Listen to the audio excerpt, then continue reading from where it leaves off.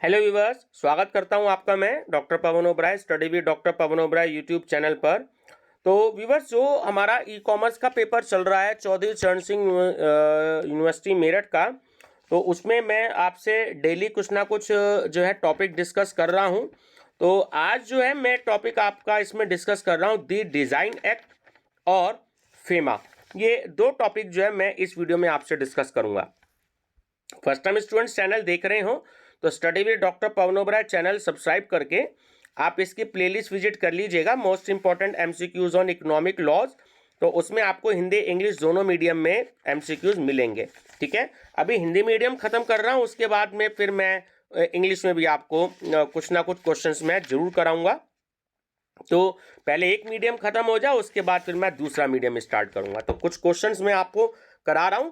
तो बच्चे जो है e commerce, corporate accounting, management accounting, auditing, principles of marketing, सभी की प्लेलिस्ट बनी हुई है, तो आप प्लेलिस्ट विजिट कर सकते हैं। चलिए व्यूअर्स, डिस्कस करते हैं दी डिज़ाइन एक्ट। इसमें से कम 4 या 3 क्वेश्चन आपको एग्जाम में जरूर मिलेंगे। मैंने स्टूडेंट्स बच्चों की पीडीएफ फाइल परचेज करते हैं, तो इसलिए जो है मैंने आंसर टिक लगा दिए हैं। आप सीधा आंसर पे फोकस करिएगा, ठीक है। और एग्ज़ाम जब आपके आएंगे तो उसमें मैं आपको वन लाइनर क्वेश्चंस भी मैं आपको कराऊंगा एग्ज़ाम से 1-2 दिन पहले, ताकि आप मेरे साथ 1 या 1.5 घंटे की वीडियो में अपने 500-600 एमसीक्यूज जो हैं वो इम्पॉर्टेंट आप जो है मेरे साथ रिवाइज कर सकें। ठीक है, तो वो भी मैं क्वेश्चंस आपके तैयार कर रहा हूँ। चलिए डिस्कस करते हैं। नंबर फर्स्ट क्वेश्चन है हमारा, डिजाइन पंजीयन प्रमाण पत्र जारी करता है। तो जो नियंत्रक होता है, कंट्रोलर होता है, वो ही डिजाइन पंजीयन प्रमाण पत्र हमारा जारी करता है। डिजाइन का कॉपीराइट होता है तो केवल 10 वर्ष के लिए होता है। नियंत्रक की शक्ति होती है तो जो सिविल न्यायालय के समकक्ष उसकी शक्ति होती है। पंजीकृत डिजाइन की चोरी करने पर दंड का प्रावधान कितना है? तो अधिकतम 50,000 रुपये। व्यूवर्स, देखिए, स्पीड थोड़ी सी ज़्यादा इसलिए रखता हूँ ताकि 15-20 मिनट की वीडियो में आप 40 से 50 एमसीक्यूज जो हैं वो डिस्कस कर लें। तो अगर आंसर टिक लगा हुआ है तो आप सीधा आंसर पे फोकस करिएगा। अगर मैं बार बार आंसर पढ़ूंगा, एक तो टाइम भी ज़्यादा लगेगा, दूसरा आपको कन्फ्यूज़न भी होगी। ठीक है, तो मैं वन लाइनर क्वेश्चंस भी बना रहा हूँ आपके लिए और कुछ प्रैक्टिस सेट भी बना रहा हूँ, तो जिसे मैं एग्जाम से कुछ दिन पहले जो है मैं डिस्कस करूंगा। चलिए आगे है क्वेश्चन नंबर 5। डिजाइन अधिनियम भारत में लागू कब हुआ? तो 11 मई 2001 में हुआ। डिजाइन से क्या आशय है? देखिए, डिजाइन से जो आशय है वो समरूपण से भी है और संरूपण से भी है और प्रतिरूप से भी है और सजावट से भी है। तो डी करेक्ट है ये सभी। डिजाइन्स का पंजीयन होता है, यानी डिजाइन्स का जो रजिस्ट्रेशन कराना है तो वो क्या होता है? वो ऐच्छिक होता है, हमारी मर्जी पर निर्भर करता है। डिजाइन हो सकता है, देखिए डिजाइन या तो द्विआयामी हो सकता है या त्रिआयामी हो सकता है। तो डी ऑप्शन आपका करेक्ट है, बी और सी। डिजाइन अधिनियम कब पारित हुआ था? ये पारित हुआ था 2001 में और लागू हुआ था 11 मई 2001 में। ठीक है, पारित हमेशा पहले की डेट होती है पारित की, तो 2000 में तो पारित हुआ था और 2001 में लागू हुआ था। डिजाइन अधिनियम 2000 में कुल कितनी धाराएं हैं? तो हैं 48। मूल रूप से डिजाइन होता है, तो देखिए मूल रूप से जो डिजाइन होता है वो डिजाइन के निर्माणकर्ता द्वारा स्वयं तैयार रूप से होता है। पंजीयन को रद्द करने की शक्ति किसकी होती है? जो रजिस्ट्रेशन होता है उसको रद्द करने की शक्ति जो होती है वो नियंत्रक की होती है। नियंत्रक के आदेश के विरुद्ध उच्च न्यायालय यानी कि हाई कोर्ट में अपील की जा सकती है, तो केवल 3 महीने के अंदर। डिजाइन रजिस्टर्ड रखा जाता है, तो वो जो है डिजाइन रजिस्टर्ड जो है वो पेटेंट कार्यालय द्वारा रखा जाता है।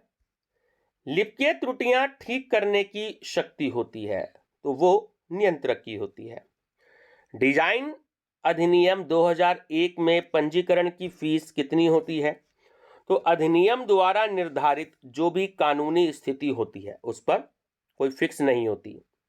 डिजाइन अधिनियम में कोई भी नया कानून या संशोधन करने का अधिकार किसका होता है?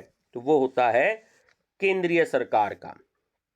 भारत में प्रथम भौगोलिक मार्क उत्पाद कहलाता है दार्जिलिंग चाय। एजेंसी को किस धारा में परिभाषित किया गया है? धारा 125 में। डिजाइन अधिनियम 2000 में कुल कितने अध्याय हैं? 11। भारत भौगोलिक संकेतक माल जो पंजीकरण और संरक्षण अधिनियम है कब लागू हुआ? वो हुआ सन 1999 में। डिजाइन्स अधिनियम 2001 के अनुसार वस्तु शब्द को परिभाषित किया गया है, तो वो किया गया है धारा 2A में। ये व्यूअर्स देखिए पीछे ऑप्शन भी दे रखे थे बट बच्चों को बार बार देखना पड़ता है तो इसलिए मैंने टिक लगा करके जब PDF फाइल बना दी थी। ठीक है, चलिए अब हम बात करते हैं फेमा की। ठीक है, जैसे सबसे पहले तो देखिए पूरा नाम होता है विदेशी विनिमय प्रबंधन अधिनियम 1999 और इंग्लिश में होता है फॉरेन एक्सचेंज मैनेजमेंट एक्ट 1999। ठीक है ना, तो फेमा का पूरा नाम भी आप याद कर लीजिएगा, फॉरेन एक्सचेंज मैनेजमेंट एक्ट। तो विदेशी विनिमय प्रबंधन अधिनियम कब लागू हुआ था? तो ये 2 दिसंबर 1999 में लागू हुआ था। 1999 तो लगभग सभी को याद रहता है लेकिन डेट का थोड़ा सा प्रॉब्लम रहती है, तो डेट आपको याद रखनी है 2 दिसंबर 1999 को। विदेशी विनिमय प्रबंधन अधिनियम भारत में लागू कब हुआ था? ये 1 जून 2000 में लागू हुआ था। इसमें भी ईयर लगभग सभी को याद रहता है लेकिन डेट आपको याद रखना जरूरी है, तो 1 जून 2000 को। भारत में फेमा का प्रमुख उद्देश्य विदेशी विनिमय को बेहतर बनाना है, तो ये कथन बिल्कुल सत्य है। न्यायिक प्राधिकारी फेमा की नियुक्ति कौन करता है? जो केंद्र सरकार होती है, सेंट्रल गवर्नमेंट, यानी कि प्रधानमंत्री श्री नरेंद्र मोदी जी की सरकार। फेमा में अधिकृत व्यक्ति को किस धारा में परिभाषित किया गया है? धारा 2C में। पूंजी खाता व्यवहार कहलाता है, तो पूंजी खाता व्यवहार ये तीनों कहलाते हैं कि भारत में निवासी व्यक्ति की भारत से बाहर संपत्ति और भारत में निवासी व्यक्ति की भारत से बाहर देनदारी और भारत में निवासी व्यक्ति की भारत से बाहर संभाव्य देनदारी, तो तीनों ही इसमें शामिल होते हैं। ठीक है, तो डी करेक्ट है, उपयुक्त सभी।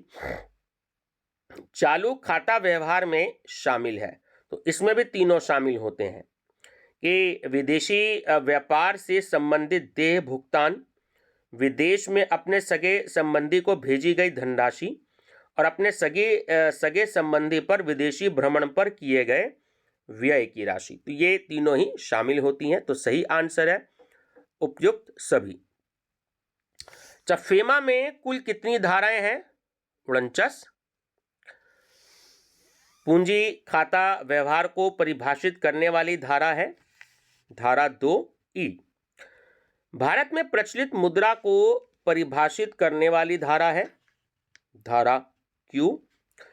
विदेशी विनिमय प्रबंधन अधिनियम को संक्षेप में क्या कहा जाता है? तो देखिए फेमा कहा जाता है, या पूरा नाम आपसे पूछ लीजिए फेमा का पूरा नाम क्या है, तो foreign exchange management act.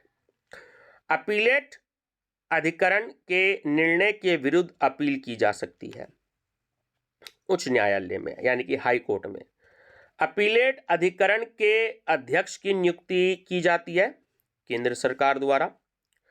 FEMA लागू होता है, देखिए संपूर्ण भारतवर्ष में जो है फेमा लागू होता है। अपील न्यायाधिकरण की पीठ बैठती है, बहुत इंपॉर्टेंट क्वेश्चन है, नई दिल्ली में। अपील न्यायाधिकरण अध्यक्ष का कार्यकाल होता है केवल 5 वर्ष का। प्रवर्तन निदेशालय यानी कि ED, directorate of enforcement English में नाम है, की स्थापना से संबंधित कौन सी धारा है? धारा 36। प्रवर्तन निदेशालय में नियुक्ति की जाती है केंद्र सरकार द्वारा प्रवर्तन निदेशालय यानी ईडी का जो मुख्यालय, हेड क्वार्टर या हेड ऑफिस जो है वो कहाँ पर है? तो वो है नई दिल्ली में।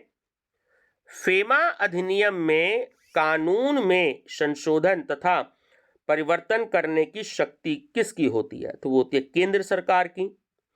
अपील न्यायाधिकरण के समक्ष अपील करने की निर्धारित अवधि होती है, तो वो 45 दिन की होती है।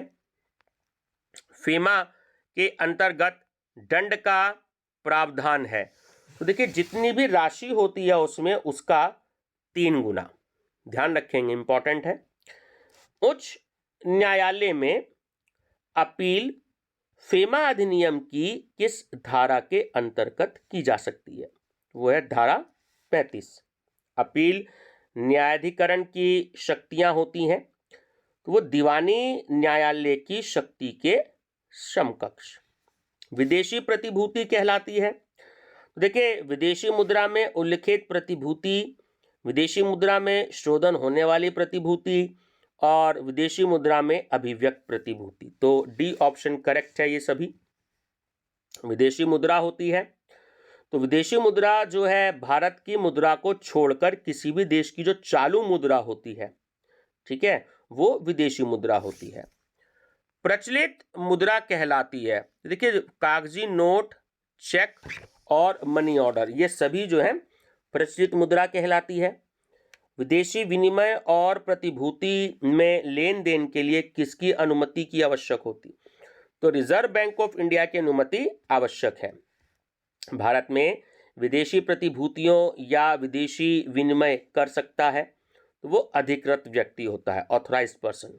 एक व्यक्ति सभापति के रूप में नियुक्त हो सकता है, तो वो उच्च न्यायालय का न्यायाधीश भी रहा हो, जिलाधिकारी यानी कि डिस्ट्रिक्ट मजिस्ट्रेट जिसे हम शॉर्ट में डीएम कहते हैं वो भी रहा हो, और जिला जज रहा हो, ठीक है ना। तो ये आपका हो गया डिस्ट्रिक्ट जज, ठीक है। जिलाधिकारी डिस्ट्रिक्ट मजिस्ट्रेट और जिला जज यानी डिस्ट्रिक्ट, दोनों में डिफरेंस होता है। जो कोर्ट होती है, हमारी अदालतें होती हैं, उसमें तो डिस्ट्रिक्ट जज होते हैं हेड, ठीक है। और जो एडमिनिस्ट्रेशन की पावर जो होती है, यानी कि किसी भी सिटी में धारा 444 लागू करनी है, किसी स्कूल के जो कॉलेज स्कूल बंद होने हैं, डीएम का वहाँ आदेश चलता है, तो दोनों की अपनी अपनी पावर्स होती हैं। अपीलेट न्यायाधिकरण की स्थापना करता है, तो वो केंद्रीय सरकार करती है। अपीलेट न्यायाधिकरण के सभापति की अधिकतम आयु हो सकती है, तो वो 65 वर्ष हो सकती है। एक व्यक्ति गत वर्ष में 182 दिन या अधिक भारत में रहता है तो उसकी निवासी स्थिति कैसी होगी? तो ये इनकम टैक्स का हमारा चैप्टर था, रेजिडेंस टैक्स लायबिलिटी का, तो निवासी होगी, ठीक है ना। विश्व में सबसे बड़ा विदेशी विनिमय बाजार कहलाता है, तो वो कहलाता है लंदन का। ध्यान रखिएगा, लंदन का जो विदेशी विनिमय बाजार है वो विश्व का सबसे बड़ा बाजार है। प्रवर्तन निदेशालय की नियुक्ति किस धारा के अंतर्गत की जाती है? धारा 36। फॉरेक्स की फुल फॉर्म बताइए, तो वो है विदेशी विनिमय, है ना, फॉरेन एक्सचेंज। फेमा का मुख्य कार्यालय स्थित है नई दिल्ली में है। भारत में विदेशी विनिमय दर पद्धति है, तो वो प्रबंध अस्थिर होती है, प्रबंध अस्थिर दर। और बच्चों लास्ट क्वेश्चन है इस वीडियो का, ठीक है ना। तो ये है आपका कि विशिष्ट निदेशक के पद पर नियुक्ति हो सकती है, तो भारतीय राजस्व सेवा का सचिव भी वो हो सकते हैं, और भारतीय विधि सेवाओं का प्रथम श्रेणी अधिकारी भी हो सकता है, ठीक है व्यूअर्स। तो ये जो है टॉपिक आपका खत्म है। नीचे आपको प्रिवेंशन ऑफ मनी लॉन्ड्रिंग दिखाई दे रहा होगा, तो मैं ऑलरेडी ये करवा चुका हूं कि दूसरे क्वेश्चन है, ये वाले क्वेश्चन नहीं है लेकिन दूसरे क्वेश्चंस हैं, ठीक है ना। तो ये क्वेश्चन जो है मैं आपको करा चुका हूं। तो व्यूअर्स बाकी जो है अगले क्वेश्चन जो अगला टॉपिक जो है वो मैं आपसे अगली वीडियो में डिस्कस करूंगा, ठीक है। तो तब तक के लिए जो है आप चैनल जरूर सब्सक्राइब कर सकते हैं, study with doctor Pawan Oberoi, आपको कुछ ना कुछ बेनिफिट ही जरूर होगा। Thank you viewers.